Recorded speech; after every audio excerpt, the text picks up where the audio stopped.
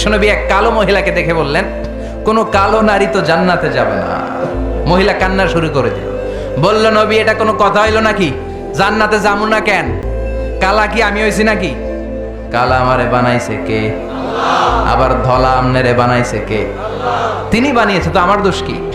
ওই মহিলা কান্না শুরু করে দিয়েছেন, নবী আপনি বলেছেন 4টা কাজ করলে জান্নাতের 8টা দরজা খোলা সব নারীদের জন্য।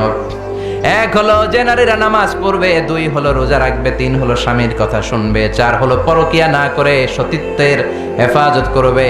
4টা কাজ করলে জান্নাতের 8টা দরজা খুলে দিবে কে? ও নবী আমি তো 4টাই করি, কেন জান্নাতে যাব না আপনি বলেন?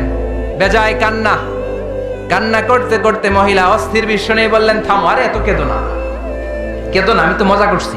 কি করছি? I am just kidding you. আমি মজা করেছি, আমি ফান করেছি, আমি তো রসিকতা করে বলেছি তুমি যখন জান্নাতে যাবা তখন এরকম কুচকুচে কালো থাকবা না, তোমাকে পূর্ণিমার চাঁদের মতো সুন্দরী বানায় দিবে কে?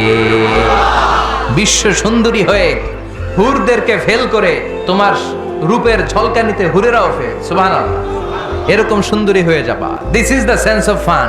বিষ্ণুনবী কিন্তু মাঝে মাঝে এরকম ফান করতেন। সুবহানাল্লাহ পড়েন।